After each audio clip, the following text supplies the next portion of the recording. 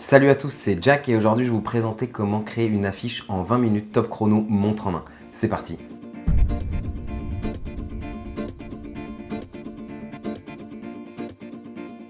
Alors avant de commencer à créer une affiche, il faut se poser 3 questions. La première, à qui s'adresse l'affiche? La réponse à cette question vous permettra de diriger vos choix dans la direction artistique de l'affiche. Vous saurez par exemple si la com doit être condensée ou non, littéraire ou non, à vous de choisir.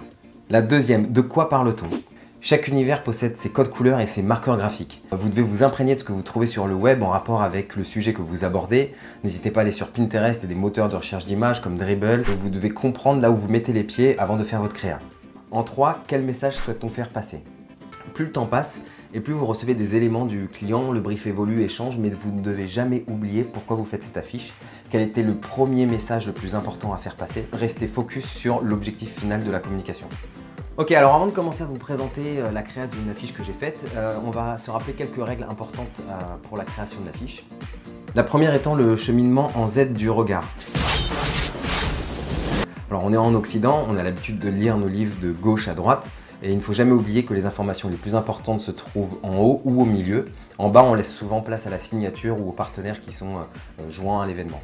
Une autre règle, c'est celle de la typographie. Et en fait, il n'y a pas de règle. On peut trouver des affiches qui ont une dizaine de typos différentes et qui communiquent vachement bien. Vous n'avez qu'une envie, c'est de lire entièrement l'affiche, même si elle prend plus de temps, comme celle-là par exemple.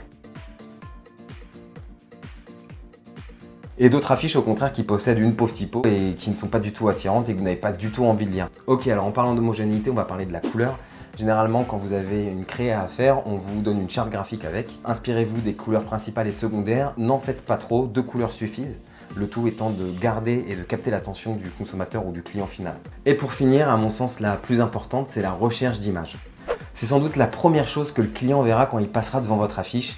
C'est la chose la plus importante qui va capter le regard. Alors, pour avoir une bonne photo, n'hésitez pas à aller sur des sites comme Shutterstock, Stock Photo, Getty Images pour trouver des photos qui correspondent exactement à ce que vous voulez communiquer. Il ne faut surtout pas hésiter à acheter et à investir un peu pour acheter une bonne photo de bonne qualité. Finalement, une fois que la photo est posée, le reste suit. En fait, vous allez construire un peu votre affiche en fonction de la photo que vous allez trouver.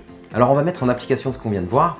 Le but étant de créer une affiche en 20 minutes montre en main sous n'importe quel logiciel. Alors, vous pouvez utiliser Word, PowerPoint. Moi, je vais utiliser Photoshop parce que je travaille avec ça. On peut utiliser Illustrator ou ce que vous voulez d'autre. Mais l'idée, c'est de savoir qu'avec ces quelques règles-là et avec une bonne sélection d'images, on peut arriver à faire quelque chose de vraiment sympa et rapidement. C'est parti!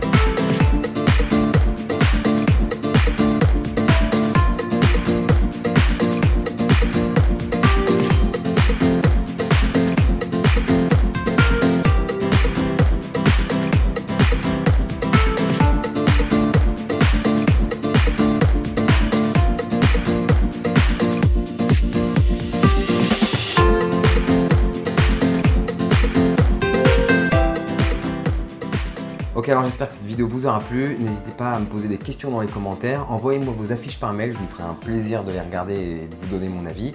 Et sur ce, je vous souhaite une bonne fin de matinée, une bonne après-midi et une bonne nuit. Ciao, bye!